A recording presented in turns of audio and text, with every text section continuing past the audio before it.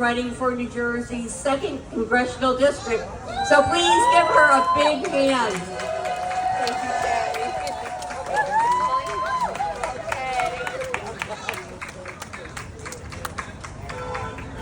Hello everyone. Hi Cape Courthouse, residents, neighbors, visitors, and friends from across New Jersey's 2nd Congressional District and beyond.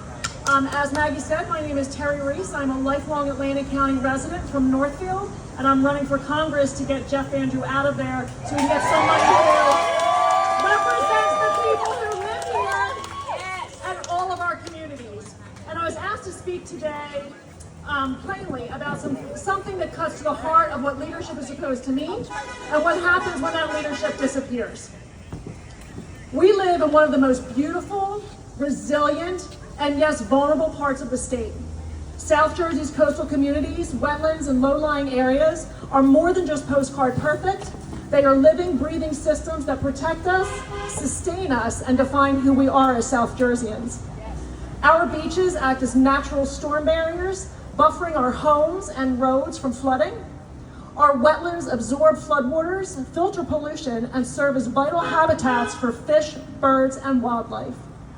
These ecosystems are deeply woven into our economy, supporting tourism, recreation, fishing, and farming. And they are part of our cultural heritage, from generational baymen to boardwalk vendors.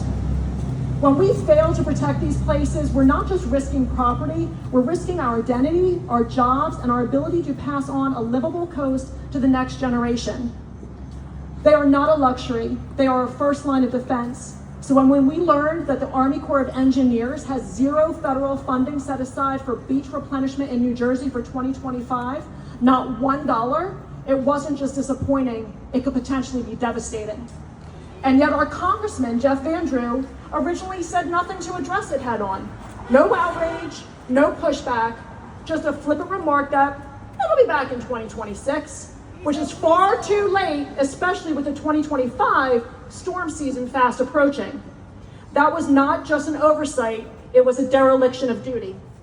But let's be honest, it's not a surprise.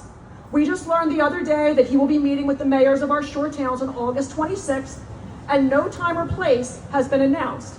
But based on his past behaviors, you can rest assured it will be behind closed doors, hidden from the eyes and ears of his constituents, because we all know that he is afraid to hold a public town hall, preferring his small teletown halls with carefully curated questions, practiced responses, and no interaction with his constituents or audience.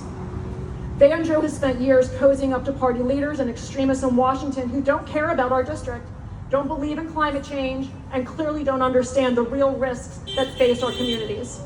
And here's the truth. From Brigantine to Wildwood, from Ocean City to the Morris River, New Jersey Congressional District 2 is uniquely vulnerable to flooding, storm surge, and rising tides. Our barrier islands, back bays, and low-lying inland towns flood more often and with more intensity than ever before. This isn't theory, it's happening. High tide floods more regularly swamp our streets. We have seen nor'easters and hurricanes pummeling our coastlines, and they will continue to do so. FEMA classifies huge portions of our district as high-risk flood zones. And now in the face of all of this, FEMA is slashing disaster preparedness and recovery funds just when we need them most. Think about it. Tides are rising, storms are strengthening, and yet our federal safety net is shrinking. And yet once again, Jeff Van Drew says nothing. No fight, no advocacy, and just silence. Families across our district are left asking, who steps in when the dunes are gone?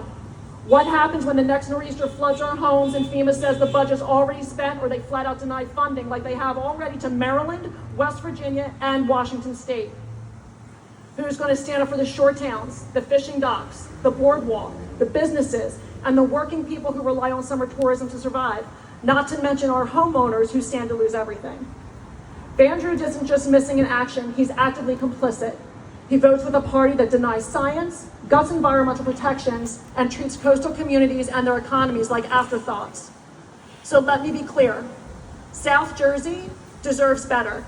We deserve leadership that shows up in the hard times, that fights for funding, and that understands climate resilience is not a political issue, it's a matter of survival.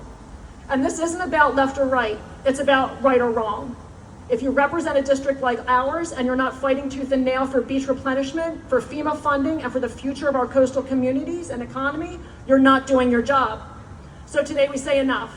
Enough silence, enough excuses, and enough of letting South Jersey get washed away while Washington plays politics.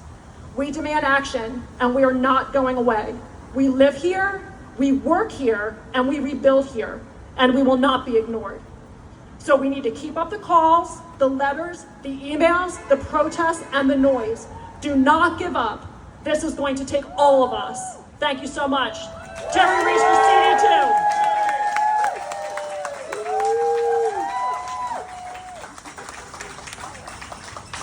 Thank you, Carrie. Thank you so much.